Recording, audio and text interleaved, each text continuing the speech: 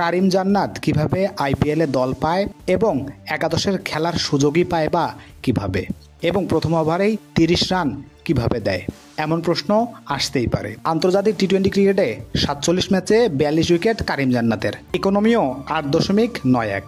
আহামরি বলে গতিও নেই, বলতে গেলে স্বাভাবিক মানের একজন বলার। ব্যাটিংয়ে 48 ইনিংসে 691 রান, গড়ও 17.71। কিন্তু লবিংয়ে ঠিকই খেলছেন আইপিএলে। প্রথম ম্যাচে গুজরাটের বিপক্ষে 1 ওভারে দিয়েছেন 30 রান। গুজরাটের বিদেশি পোস্টার বয় টি-20 মেগাস্টার রাশিদ খান। কলকাতার টিম ম্যানেজমেন্ট যেভাবে বিদেশি কোটায় রাসেল নারিনকে পূজা করে, তেমনি গুজরাটে রাশিদ খানকে সেটা করতেই পারে, তাতে সমস্যা নেই। তাই বলে করিম জান্নাতকে কেন দলে ফিরিয়েছে এমন প্রশ্ন মনে আসতেই পারে। অবশ্যই এটা রাশিদ খানের কল ছিল, তাতে সন্দেহ নেই।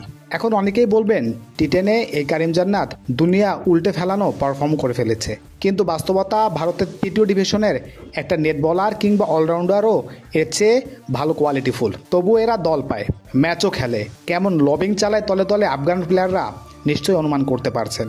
এর আগের সিজনে আনকোরা ওমরজাইকেও গুজরাট টাইটান্স কিনেছিল, তখন ওমরজাই এত বড় নাম ছিল না, আহমরি পারফরমেন্সও নাই কিংবা নাম ডাকও নেই, সবটাই রাশিদ খানের খেল। যদি বলেন কারিম জান্নাত টি-10-এ মাউথ ওয়াটারিং পারফর্ম করে দলে সুযোগ পেয়েছেন, তাহলে দুশমান চামিরা, কামিন্ডো মেন্ডিস কিসের বেসিসে দল পেয়েছিল? আইপিএলের টিমগুলো খুবই প্ল্যান মাফিক বানানো, অনেক অ্যানালাইসিসের ফল। কিন্তু দলের সবচেয়ে গুরুত্বপূর্ণ খেলোয়াড় যখন একটা কল করে, সেটা উপেক্ষা করা যে কোনো দলের জন্যই কঠিন, তা বুঝতে রকেট সায়েন্স লাগে না।